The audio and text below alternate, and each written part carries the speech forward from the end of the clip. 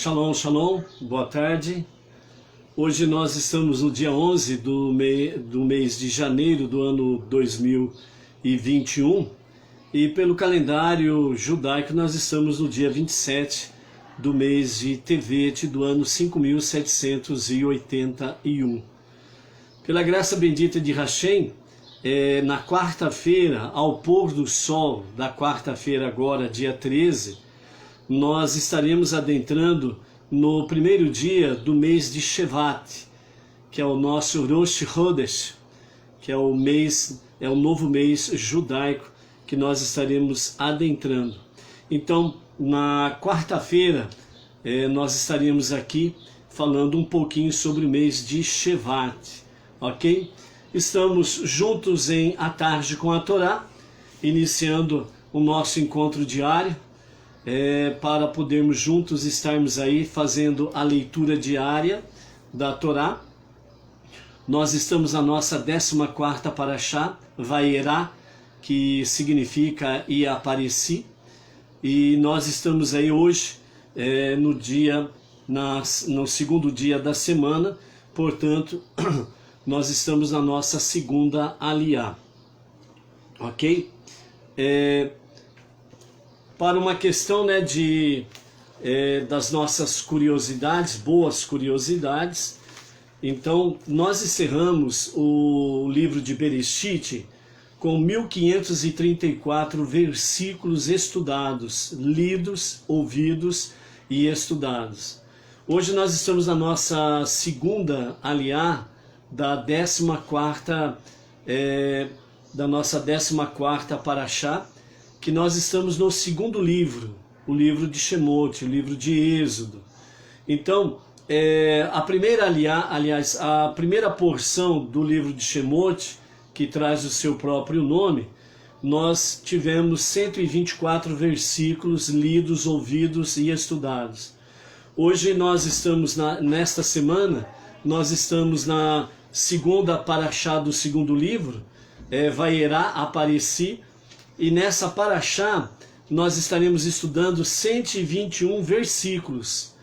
Portanto, no próximo Shabat nós estaremos então completando 1779 versículos lidos, ouvidos e estudados durante esse novo ciclo dos estudos de Torá. Lembrando que nós iniciamos esse novo ciclo dos estudos de Torá no dia 17 de outubro. Então, do dia 17 de outubro até aqui, pela graça bendita de Hashem, nós estaremos estudando, ao completar esta semana, 1779 versículos com lidos, ouvidos e estudados. Então, é um dado que nós falamos outrora, um dado de quantidade, quantitativo, para nós termos uma noção daquilo que nós estamos aí fazendo no nosso dia a dia. E principalmente o nosso Rebbe nos orienta que nós precisamos conviver com a Parashá semanal. Dessa forma nós estamos aí diariamente através de A Tarde com a Torá, estamos aí com nossos encontros diários e semanais dos estudos de Torá. E dessa forma o Rebbe nos fala que nós precisamos aprender a trazer para o nosso cotidiano, para a nossa vida prática, portanto para o nosso dia a dia, as lições, os ensinamentos da Torá. A Torá é algo fantástico, porque a Torá ela não está na moda, nunca esteve na moda e nunca estará na moda. Por quê? Porque a Torá ela é eternamente um presente. A Torá foi dada no passado para perpetuar-se por toda a eternidade e ela é um eterno presente. Então, cada geração vivendo a Torá no seu tempo sempre foi, sempre é e sempre será um eterno presente. Então, portanto, a Torá ela precisa ser vivida. E como diz Provérbios, que aqueles que andam de braços dados com a Torá andam de braços dados com a vida. Portanto, nós estamos aí andando de braços dados com a vida, né? E para falar em andar de braços dados com a vida, olha só quem chegou aqui, gente. Cadê? Tá aparecendo aí? Shalom, shalom. Aí estamos com o Cássio e a sua esposa Berenice, a família Altafini, né?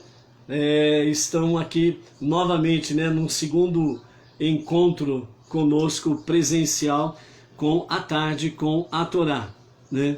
Eles não sabem, mas sem eles saberem, né, acabaram atiçando aí a boa curiosidade de muitos aí, né? Vários amados e amadas têm mandado mensagem aí, ó, eu preciso dar uma passada por aí também, né? Então o Cássio e a Berenice abriu as portas, né, em A Tarde com a Torá, para que pessoas estejam conosco aí, não só virtual, mas presencial também. Então não tem problema, avise quando vão chegar para a gente colocar mais água no feijão, né? Fazer o feijão multiplicar. Ok? Mas é isso daí, vamos em frente? Então a nossa paraxá dessa semana, Vairá, ela significa e apareci. Ou então, como diz o Rumash, eu me revelei. Então, nessa paraxá, os nossos sábios falam que também podemos entender Vairá não somente como e apareci ou eu apareci, mas também eu me revelei. Como no versículo diz, né? Eu me revelei a Avraham, a Isaac e a Yaakov, com o meu nome El Shaddai, mas com o meu nome verdadeiro, o meu nome Adonai, ou Havaye, como diz a Kabbalah, eu não me tornei conhecido a eles através deste nome. Porque a Torá deu ênfase ao negativo aqui, que Deus não se revelou aos patriarcas com o seu verdadeiro nome, Havaye? Que lição poderíamos aprender então desta declaração negativa? A redenção do Egito era principalmente uma libertação espiritual, que permitia a um judeu servir a Deus sem interferência de nações pagãs. Claro que a redenção da servidão física não é insignificante, mas, em última análise, a redenção física aconteceu para fazer a redenção espiritual possível. O que é exatamente uma redenção espiritual? O Alter Rebbe, assim ele explica sobre esta questão. Esta é a habilidade de servir a Deus com compromisso total, a ponto de uma pessoa não ter interesse para consiga mesma. É impossível uma pessoa alcançar este nível sem um auxílio. Enquanto a pessoa estiver trabalhando por conta própria, tudo que ela faz é, no final das contas, uma extensão do seu interesse próprio. Até mesmo se ela decidir se tornar totalmente comprometida com Deus, isso foi uma decisão pessoal dela. E assim, em última análise, seu interesse é pessoal. Para se tornar verdadeiramente comprometida com Deus, a pessoa precisa de auxílio divino. Assim, o êxodo do Egito foi uma verdadeira redenção espiritual, porque envolveu a ajuda divina. Isto, porém, demanda a pergunta: seguramente os patriarcas também foram privilegiados de receber revelação divina. Assim, por que nós ainda precisamos da redenção espiritual do Egito? Então Deus falou para Moshe: eu me revelei a Avraham, Isaac e Yaakov como Deus Todo-Poderoso, El Shaddai, e não lhes permiti conhecer-me por meu nome, Adonai, ou Havaye. Isto é somente através de uma revelação do nome Havaye, que representa Deus e como ele transcende todos os limites. É possível que uma pessoa se torne verdadeiramente comprometida a Deus, além dos limites de seu interesse pessoal. E assim também será com a verdadeira e completa redenção, quando nós seremos genuinamente livres para servir a Deus, pois a terra estará cheia de conhecimento de Havaye, assim como a água cobre o oceano. Está lá em Isaías, capítulo 11, verso 9. Essa profecia, ela se cumprirá literalmente nos dias de Mashiach. Por quê? Porque hoje você ouve muitos segmentos religiosos dizendo que a terra, que se cumpriu essa profecia, porque a terra está cheia do conhecimento de Deus. Na realidade, não.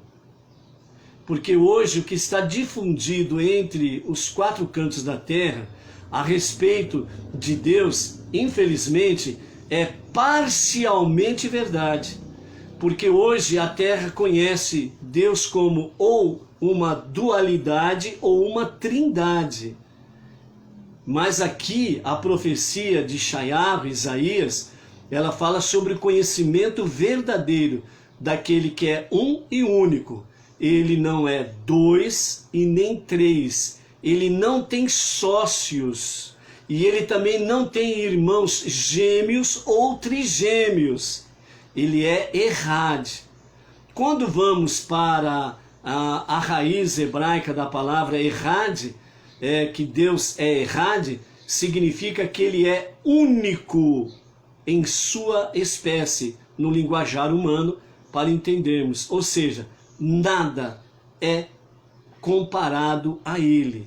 Por isso ele não tem sócios, ele não tem irmãos gêmeos e nem trigêmeos. Ele é Errad, ele é um e único, indivisível e incorpóreo. Ele não precisou nascer e nem precisou morrer para ser Deus e Salvador. Antes que houvesse qualquer partícula no universo, ele já era Deus e Salvador. Isso está muito bem registrado nos 5 primeiros livros da Bíblia. E o profeta Shayahu, Isaías, como ele é muito chamado o profeta messiânico, o profeta Isaías fala muito bem sobre essa questão, que Deus é um e único. Ele é o único Deus e o único Salvador. Fora dele não há Deus e nem Salvador. Ok? E quando nós vemos aqui nessa explanação dos nossos sábios sobre o princípio da Parashá Vayera, quando ele nos fala sobre a questão que, mesmo quando uma pessoa diz assim, eu vou servir a Deus com integridade, ainda assim ela está, de uma certa forma, ela está buscando o seu interesse pessoal.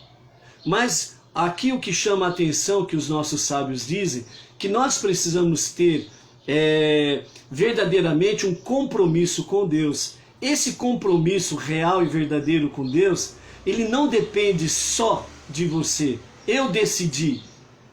Porque enquanto eu digo eu, estou colocando em foco o meu egoísmo, o meu egocentrismo.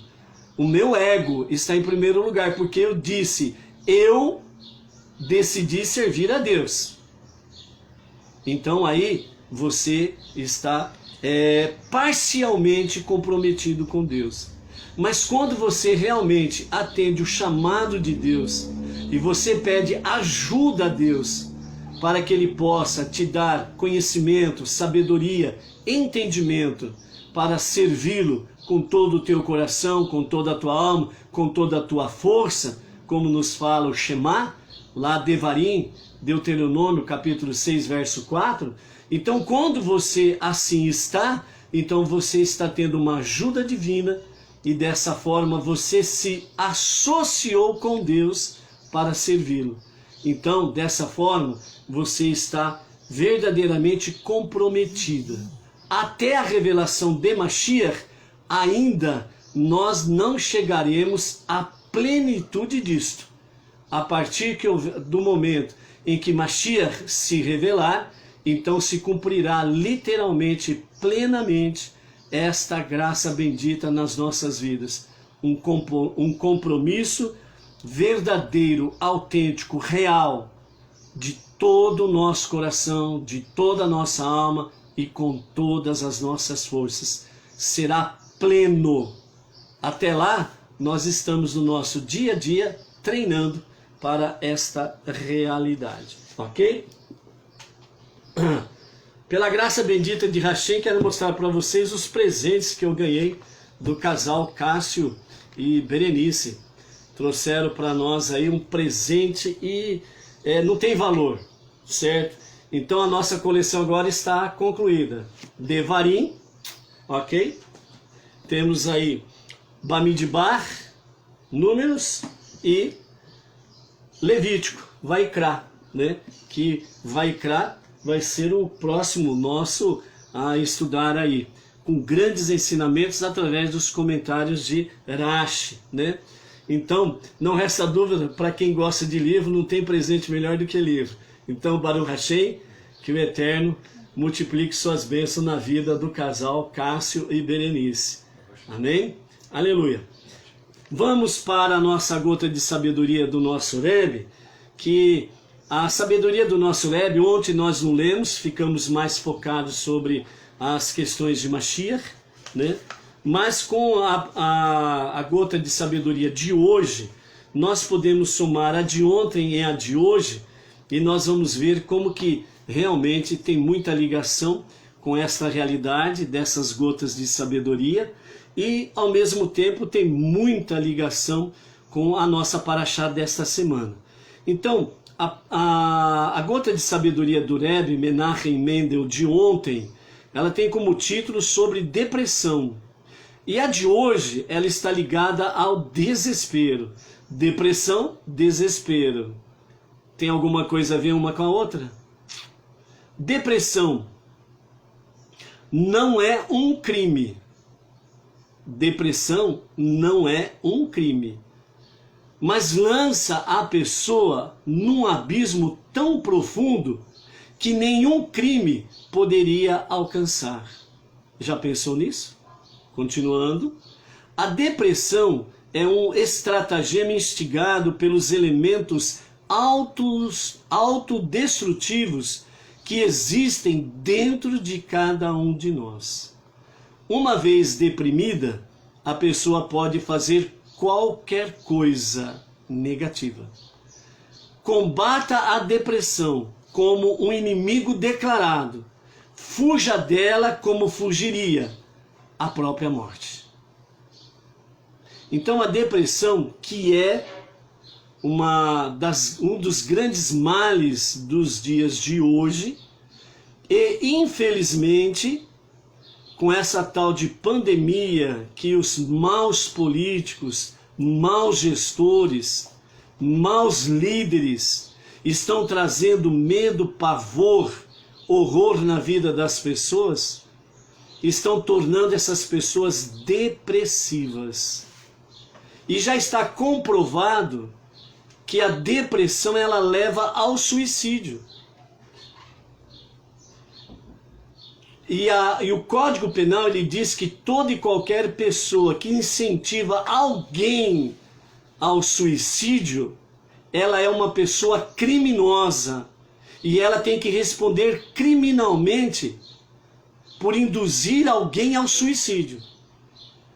Então esses maus gestores, esses maus políticos, esses magnatas que estão por detrás de toda essa pandemia, pandemônio e por aí afora vai, para trazer as pessoas à depressão, e muitas estão entrando nos mais elevados níveis de depressão, e está só sobrando para elas o quê? O suicídio. Estas pessoas, elas podem fugir da justiça dos homens, que infelizmente na sua grande parte estão corrompidas, mas jamais escaparão da justiça divina. Então esses maus gestores, maus políticos, maus aplicadores da justiça que estão por aí, analisem as suas vidas, vejam como eles vivem, não no sentido financeiro e material, porque infelizmente eles são muito bem abastados, mas vejam as suas vidas familiares, péssimo negócio na vida familiar, conduta imoral, ilícita, cheio de licenciosidades, E depois você vai acabar vendo grandes derrotas na vida dessas pessoas. Então não se assuste quando de repente estes começam a sofrer grandes e perversas enfermidades que queriam que os outros vivessem, e eles vão acabar vivendo a sua própria maldade, a sua própria peste.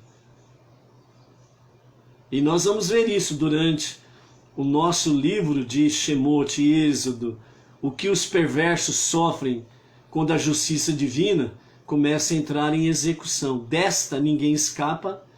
E outra coisa, não tem dinheiro que corrompa essa justiça, ok? Então, o nosso Rebbe, ele diz, a depressão ela não é um crime. Depressão realmente é uma doença, já está comprovado cientificamente.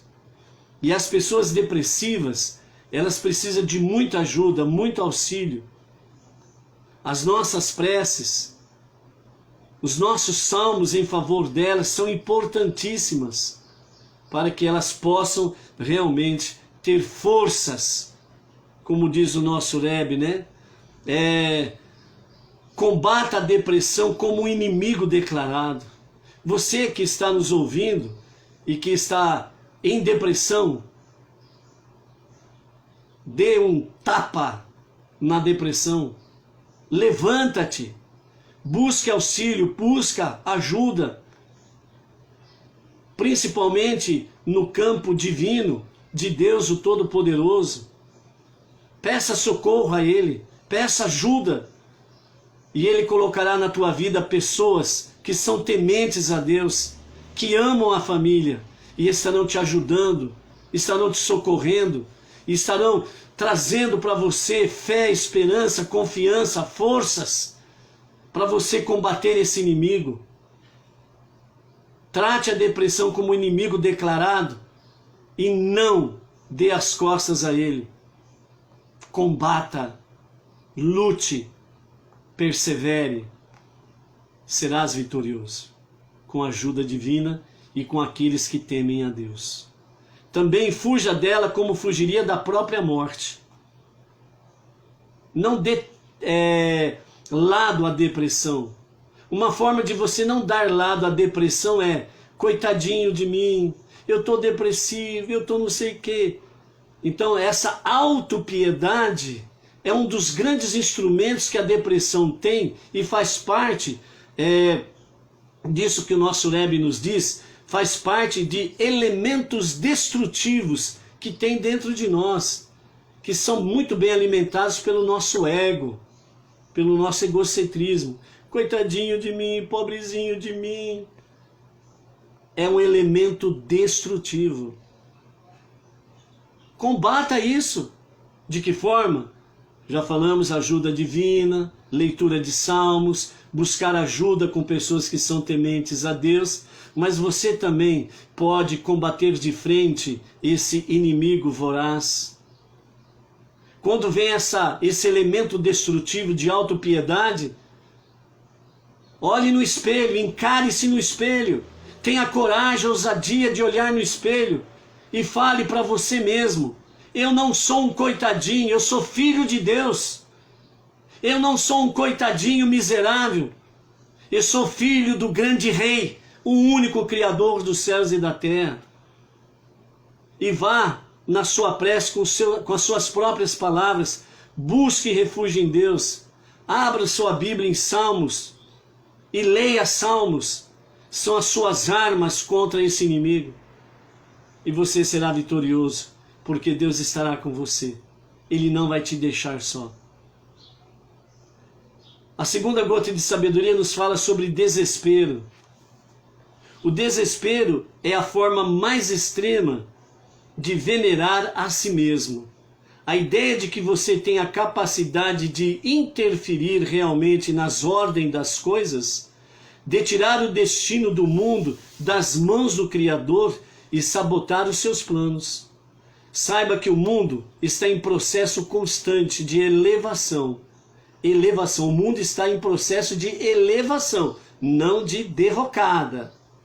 Não esqueça isso.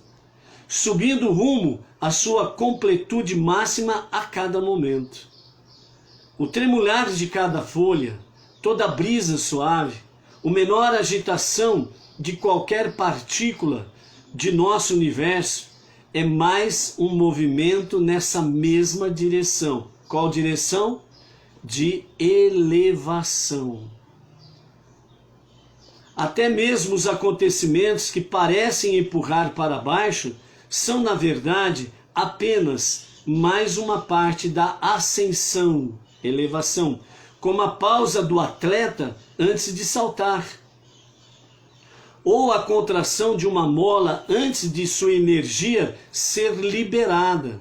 Ou seja, o momento que antecede, o saltar do atleta, ele respira, ele faz uma pausa nas suas atividades físicas, ele busca oxigênio, ele procura oxigenar todo o seu ser a partir do cérebro.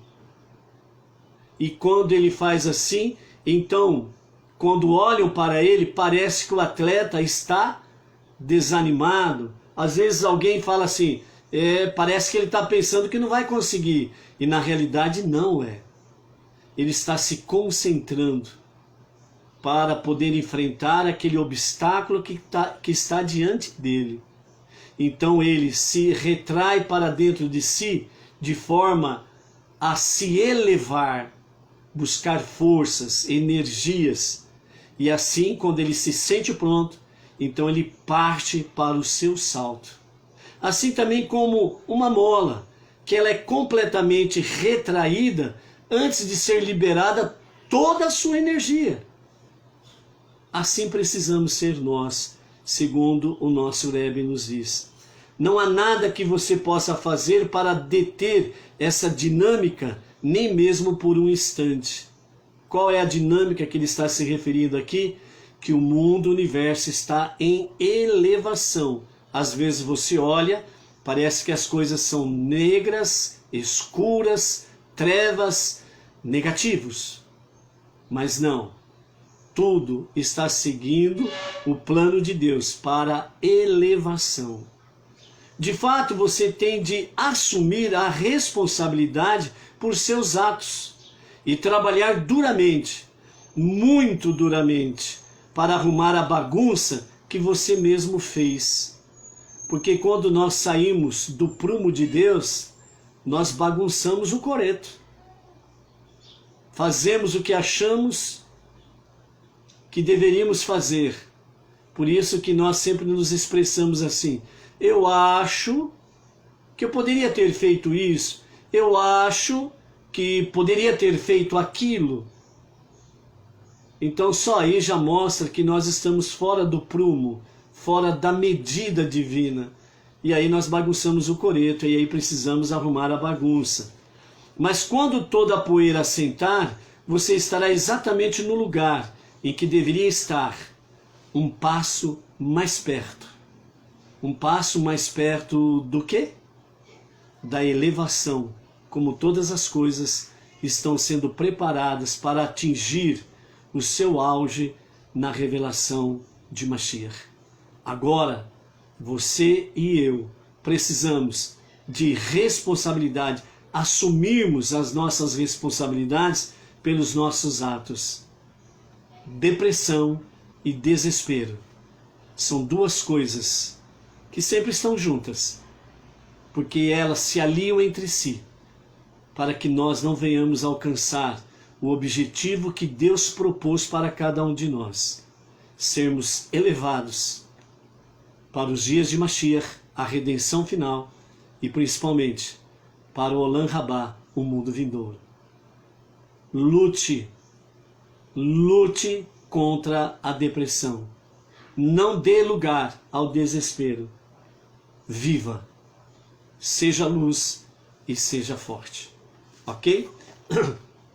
Então, essas são as nossas gotas de sabedoria do nosso Rebbe para a nossa tarde de hoje. Vamos então para a nossa segunda aliá. A nossa segunda aliá está no livro de Shemot, Êxodo, no capítulo 6, do verso 14 até o verso 28, com os comentários de Rashi. Nós estamos aqui naquele diálogo, né, que durou uma semana, 7 dias, entre Deus e Moshe. Moshe sempre dizendo não é para mim, eu não sou capaz disso, é uma missão muito grande, exige muita responsabilidade, não é para mim isso. E aí, cada vez que Deus falava é com você mesmo, ele arrumava uma desculpas. E as suas desculpas sempre tirando, né, o corpo fora, né, querendo sair fora da responsabilidade. Mas, na realidade, o que Deus tem para cada um, na sua missão destinada, nós podemos fugir, mas não tem jeito. Lá na frente existe uma curva que faz você voltar aqui atrás no princípio, porque Deus assim o faz. E como isso acontece e por que acontece?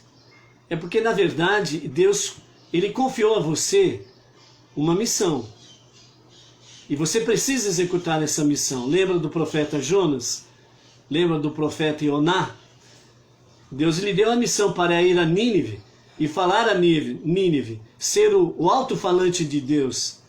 Se vocês continuarem dessa forma, né, sendo voluntariamente pecaminosos, rebeldes aos mandamentos de Deus, estas pragas virão sobre vocês, serão dizimados. E o profeta Ioná simplesmente fez o quê? Ele deu meia volta, foi pelo caminho oposto. E quando ele pegou o navio para zarpar no caminho contrário àquele que Deus tinha destinado, uma grande tempestade veio. Ele sabia o que estava acontecendo. O capitão e os seus comandados não sabiam o que estava acontecendo, né? Tanto é que o capitão disse, cada um busque o seu Deus aí para ver o que acontece, que essa tempestade não é normal, ela está fora da sua normalidade. E nada fazia parar aquela tempestade. E então eles encontraram Jonas de que forma? O profeta Ioná estava lá dormindo. E aí então o capitão falou para ele, o que é isso? Todos estão apavorados e você nessa folga? Busque o teu Deus, para ver se ele dá a solução para nós aqui. E aí o profeta Ioná disse para eles, está acontecendo isso porque eu fui rebelde à vontade divina, e o meu Deus, que é o Criador dos céus e da terra, o único e verdadeiro Deus, mandou essa tempestade. É só vocês me jogarem no mar que a tempestade passa. E então ele foi jogado ao mar e a tempestade cessou. E aí Ioná, ele foi engolido por um grande peixe e depois de 3 dias foi jogado para fora e ali ele já estava nas praias de Nínive, né? E aí ele teve que chegar em Nínive e anunciar a palavra divina. No final das contas, né, todos se converteram, todos se arrependeram, fizeram techuvá, e a maldição não veio, mas veio a bênção. E depois Ioná, no seu diálogo com Deus, ele disse, eu sabia que o Senhor ia fazer isso. Eu sabia que se eles fizessem techuvá, o Senhor iria perdoá-los. Então isso nos mostra que Deus está sempre pronto a perdoar aqueles que fazem a techuvá, arrependimento e retorno a Deus verdadeiramente, certo? Então, Moshe não queria seguir o caminho, mas foi uma semana de um bom diálogo, uma boa conversa, né? Já experimentou conversar com alguém 24 horas? Não precisa ser uma semana, não. Só 24 horas? Se você conseguir chegar no final de 24 horas, você vai falar assim, puxa vida, nós conversamos demais, não conversamos não? Acho que esgotou os assuntos. Mas Moshe e Deus foi simplesmente uma semana, 7 dias, né? Conversa e mais conversa, né?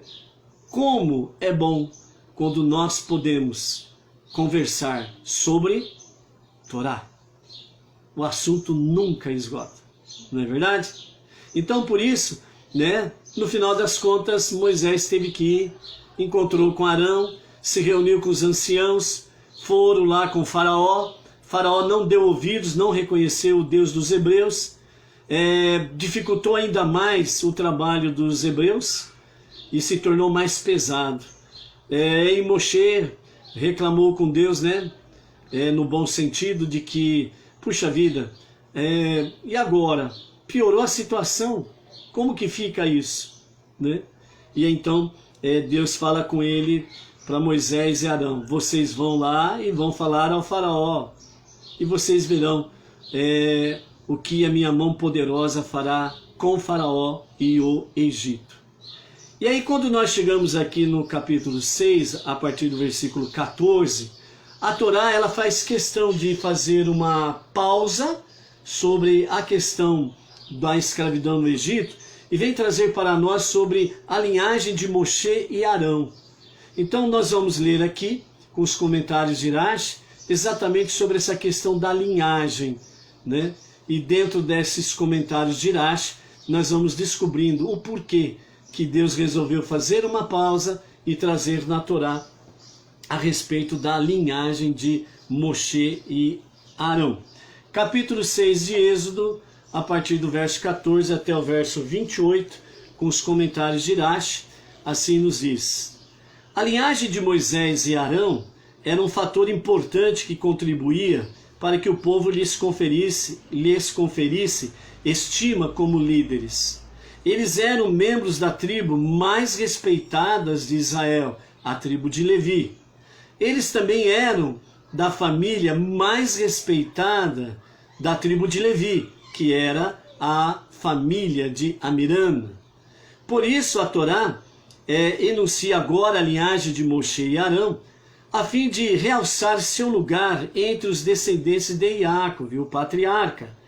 A Torá enumera a descendência de Jacob sequencialmente até Levi, mostrando que Moshe e Arão provinham do terceiro filho de Jacob, enfatizando que eram filhos de Amiram e Yocheved.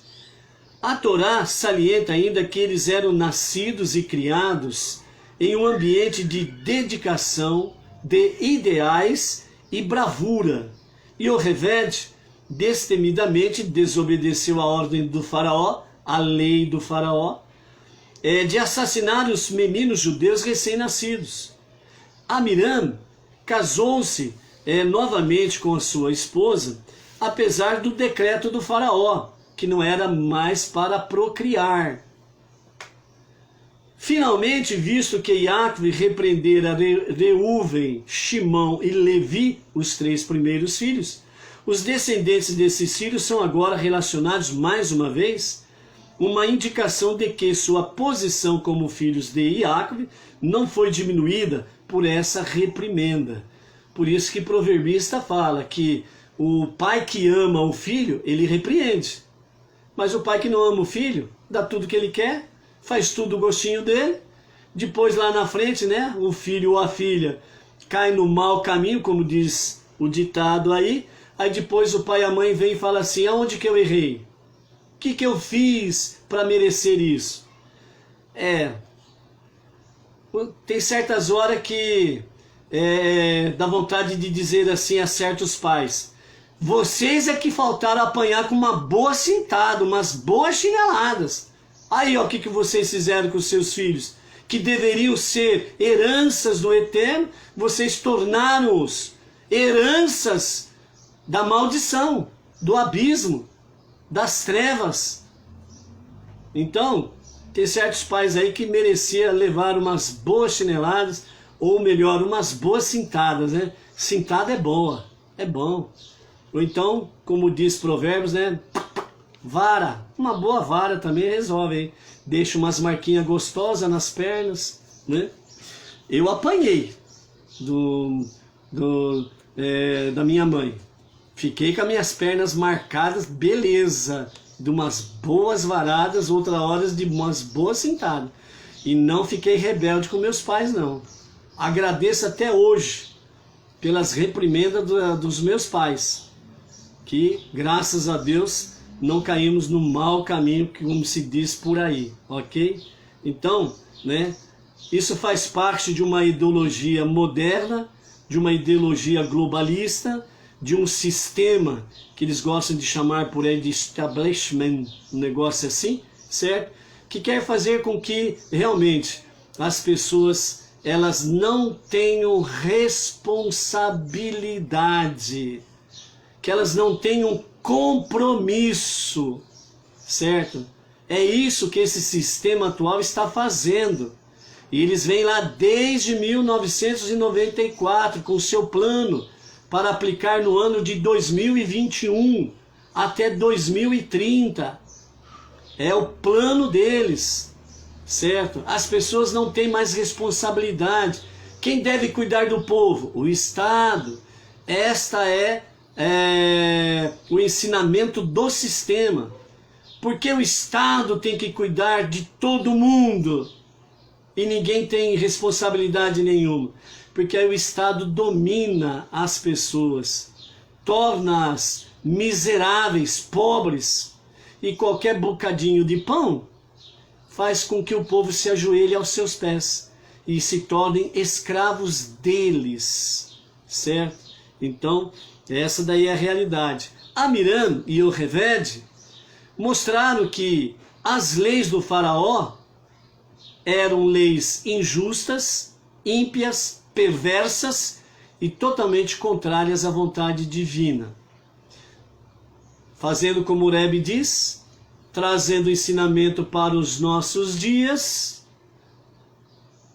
os faraós que estão por aí estão usando o mesmo método do faraó antigo, proibindo com que as mães venham ser prolíficas, não venham mais produzir filhos, procriar. Dessa forma, as mulheres elas perdem uma grande dádiva, porque só a mulher é comparada o mais próxima de Deus, porque só Deus é criador e só a mulher pode criar uma vida à semelhança de Deus. Então esse sistema, a primeira coisa que querem fazer, tirar esse poder divino das mulheres. Por isso que os abortos estão sendo aprovados por lei, leis ímpias, perversas e contrárias à vontade divina. Então, para ter filho hoje é um grande desafio. É um grande desafio, certo? Dessa forma também, Amiram e Yocheved mostrou responsabilidade e compromisso. Não é só ter filhos, mas é educá-los, ensiná-los no caminho que devem andar. Por isso, outro fator importante para os globalistas é fazer perder não somente o senso de Deus, mas também perder o senso família. E aí, o que acontece? O inimigo da própria família são os seus próprios membros. Porque a partir do momento que o sistema, ele anula na vida de uma pessoa a sensibilidade de Deus e a sensibilidade da família, vão respeitar quem? Quem que eles vão respeitar? Um exemplo prático. Bons professores, os bons professores, o que eles estão sofrendo na mão de maus alunos. As escolas, muitas delas, infelizmente, viraram o quê? Faculdades, muitas delas viraram o quê? Antros de promiscuidade em suas diversas dimensões. Prostituição, crimes, drogas e por aí afora vai. Quando aparece lá um bom professor que quer realmente ensinar, ele é desrespeitado, agredido, ameaçado. Quantos professores estão afastados da sua atividade principal e estão sob cuidados psicológicos e psiquiátricos? Por causa desses maus alunos. Porque, se for pesquisar a família, já perderam o senso de Deus e o senso família. O faraó de outrora está presente nos dias de hoje, com roupagens diferentes. Então, É só você ter uma noção daquela grande filmagem da comemoração da aprovação da lei do aborto lá na Argentina, naquela praça, milhares e milhares de pessoas reunidas lá e comemorando, bebendo, se drogando e por aí afora vai, dentro daquela comemoração, comemorando que a lei aprovou o assassinato de pessoas inocentes. Então, esta nação, como outras, começam a chorar pelas suas más sortes, tem que colher os frutos do seu, entre aspas, árduo trabalho. Como foi difícil para aprovar a lei do aborto, né? Que você venha colher os seus maus frutos. E não adianta falar contra Deus depois, hein? Não adianta. A nossa legislação, ela aprova o aborto em duas circunstâncias. Por causa de estupro e quando a mãe corre o risco de vida. Nesses dois casos, a nossa legislação aprova. Fora isso daí, cuidado. Muito cuidado. Continuando. Então, esses são os cabeças dos clãs paternais das primeiras 3 tribos, certo? Reuven, Shimão e Levi. Os filhos de Reuven, primogênito de Israel, isto é, Jacó, era Hanor, Palu, Retzeron e Carmi. Essas são as famílias de Reuven. Os filhos de Shimão eram Iemuel, Iamin, Ohad, Yahin, Tsohar e Saul. Este era filho de Diná, que teve aquele fato com o filho do rei de Shechem, né? E por isso também ela era considerada até mesmo uma canaanita, né? Mas Shimão, para resgatar a sua irmã da cidade de Shechem, ele prometeu casar-se com ela para que ela pudesse ser restituída ao seio familiar e que ela não fosse envergonhada por aquilo que aconteceu, né?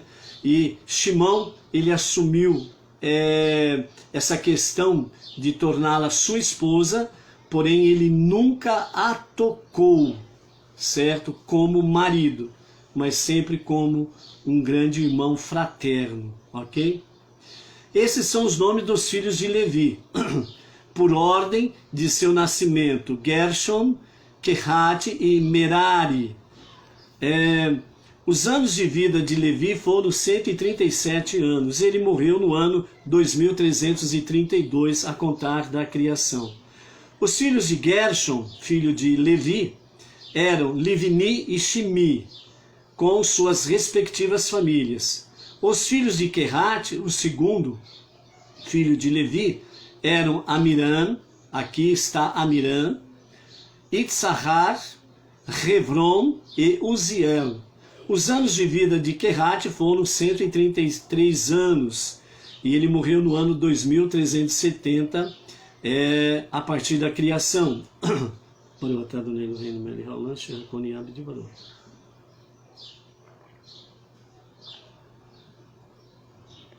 Verso 20. Amiram casou-se com Ioheved. Ioheved era filha de Levi. Portanto, né, ela era tia de Amiram. Enquanto a Torá não tinha sido outorgada, poderia haver esse casamento. Ela, portanto, era uma mulher nobre. E ela deu à luz a Arão e Moshe. Os anos de vida de Amiram foram 137 anos e ele morreu algum tempo antes do ano 2399 da criação. Os filhos de Itzahar eram Korach, Nefeg e Zirri. Os filhos de Uziel eram Mishael, Eltsafan e Sitri. Arão casou-se com Elisheva, filha de Aminadav e irmã de Nachson, o príncipe da tribo de Judá. Do fato de ela ser mencionada como irmã de Nachshon, depreende-se que, quando o indivíduo está cogitando em casar com determinada mulher, deve examinar os irmãos dela. E ela deu à luz a Nadav, Avihu, Eleazar e Itamar para ele, né? Abrindo um parênteses aí, né? Muitos dizem assim, eu vou casar com a fulana, não com a família dela. Será? Aqui mostra, ela tem que conhecer os cunhados. Já pensou, Cássio? Tem que conhecer os irmãos da Berenice aí, ó. Como que é essa prole aí. Então, esse negócio que eu caso com ela e não caso com a família dela, não é bem assim, não. Existe algumas questões aí que realmente se tornam realidade. Acaba casando com a família inteira aí, ok? Verso 24. Os filhos de Korah eram Assir, Elcaná e Aviasaf. Essas são as famílias do clã de Korah. Eleazar, filho de Arão, casou-se com uma das filhas de Putiel, isto é, uma descendente de Itro, que engordava bezerros para sacrificá-los a ídolos. E Iosef, que falou a sua má inclinação e dissuadiu-a de fazê-lo pecar com a mulher de Potifar. E ela deu à luz a Pinhas para ele. Os acima mencionados são os cabeças dos clãs paternais dos levitas, por suas famílias. Aqui a partir do versículo 26, nós temos aí voltando agora para com a questão de Moshe, Arão e o faraó. Então essa pausa que Deus fez, vamos dizer, essa abertura de parênteses que Deus fez aqui pela Torá, a linhagem de Moshe e Arão, falando sobre esta linhagem, né? A ascendência e a descendência deles, para mostrar a importância dentro do clã, ou seja, dentro das tribos de Israel. Ou seja, a procedência deles era importante e também era de muita elevação, tanto de forma como títulos, né, que é aquilo que as pessoas gostam de apresentar por aí, títulos, né, mas essencialmente de grande elevação espiritual. Então eles eram respeitados. E a partir do verso 26, e então a Torá volta novamente a questão da escravidão e os diálogos entre Moisés, Arão e o faraó, ok? Então vamos nos nossos 3 últimos versículos da nossa aliá de hoje, com os comentários de Irache que falam assim. Tendo apresentado a linhagem de Moshe e Arão, a Torá agora termina de descrever como eles eram aptos para a sua missão. Esses são os mesmos, Arão e Moshe, a quem Deus disse: tirai os israelitas do Egito de acordo com seus grupos tribais. Ambos desempenharam o papel fundamental nessa missão. Nesse sentido, eles eram iguais, Arão e Moshe. São eles os que falaram ao faraó, o rei do Egito, para tirar os israelitas do Egito. Foram selecionados para essa missão, porque haviam sido criados em um ambiente de abnegada dedicação e bravura, e corresponderam às expectativas de Deus. Eles são Moshe e Arão. Cada um aceitou e cumpriu a missão de Deus em conformidade com as suas qualidades singulares, e ambos mostraram dedicação e integridade, constantes ao longo de toda a missão. A Torá então retorna à narrativa. No dia em que Deus falou a Moshe no Egito, encerramos aqui a nossa segunda aliá. Amanhã nós vamos continuar, né, esse registro da Torá aqui, né? Então vamos ter um novo encontro entre Moshe e Arão, e dessa forma, né, qual vai ser esse encontro? O que vai acontecer? Como será esse encontro de novo entre Moshe e o faraó? Eu acredito que vai sair faísca daí, viu? Vai acontecer coisas que realmente vão chacoalhar os fundamentos do universo. Espere para ver, ok? Então, dessa forma aqui, para que nós venhamos finalizar, queremos voltar a falar depressão, desespero. Para que isso seja vencido, você precisa realmente querer. Você precisa determinar a princípio para você mesmo.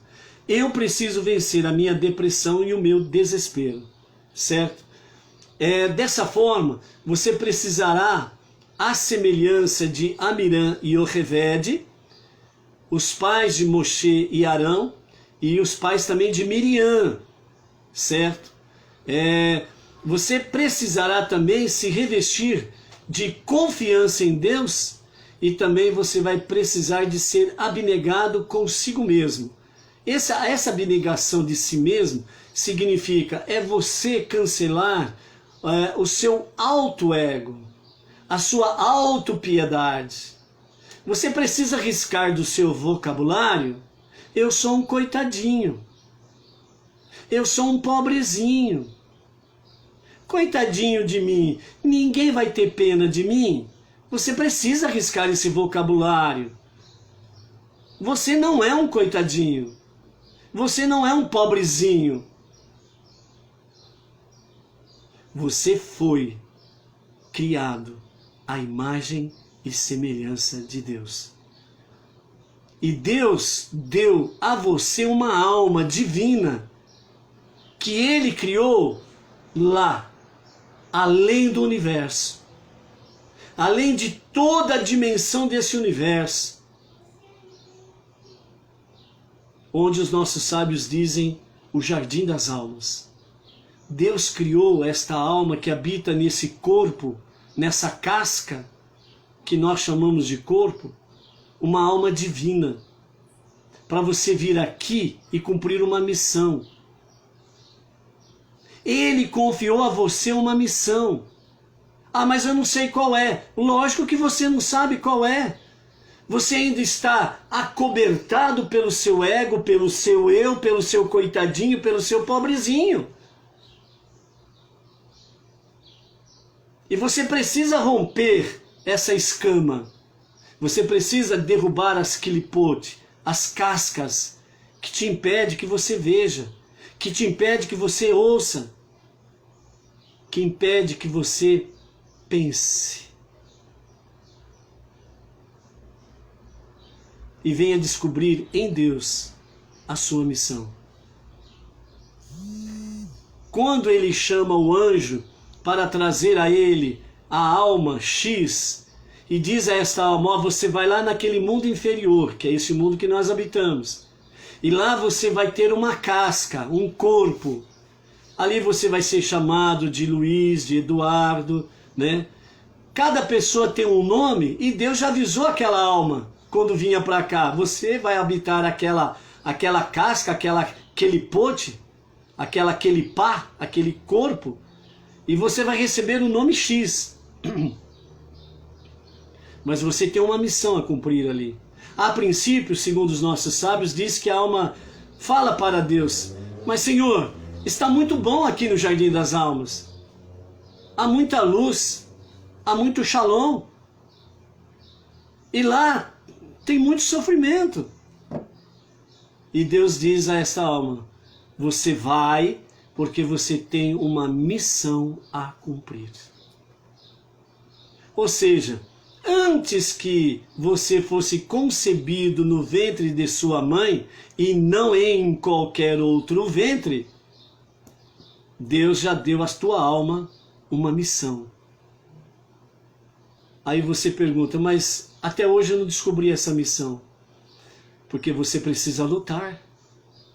Você precisa romper as quelipot, as cascas, para que a tua alma divina possa se conectar com a centelha divina que está dentro de você, para que essa centelha divina, junto com a tua alma divina, possa te elevar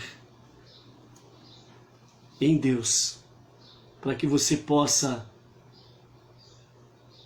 ver, enxergar, ouvir, entender qual é a tua missão. E vá em frente na sua missão. porque você nunca estará sozinho. Moisés, quando disse a Deus, mas como eu vou fazer para libertar o povo do Egito? O que eu vou fazer para tirar esse povo de lá?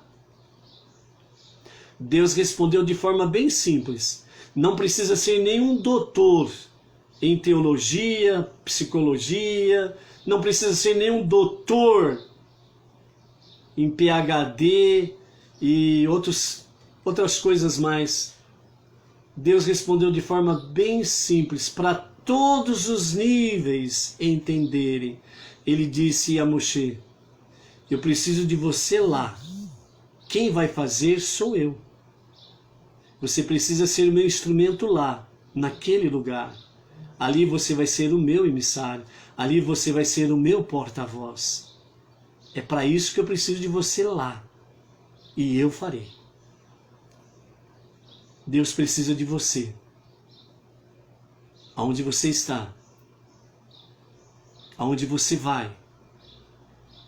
Para cumprir a sua missão. Ele confiou a você uma missão. Ninguém vai cumprir a sua missão no teu lugar.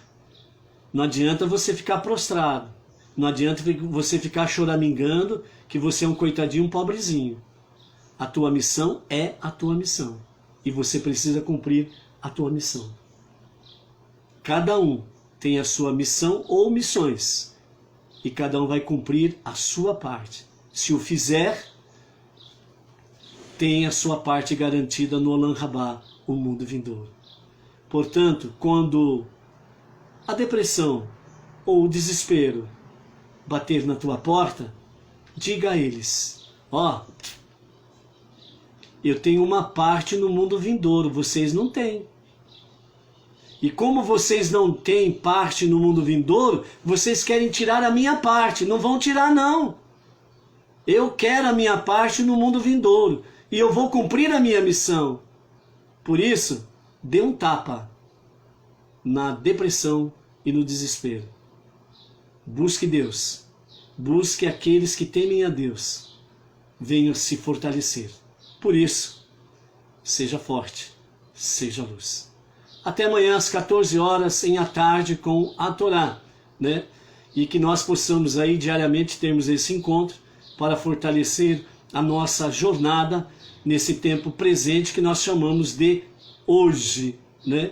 E nessa graça bendita que nós possamos aí estarmos exalando a Torá de Hashem. Cássio, Berenice, mandando um shalom para vocês aí. Shalom, shalom. Shalom. E dessa forma, então, nós vamos aí encerrando hoje a nossa A Tarde com a Torá. Shalom, shalom. Até amanhã.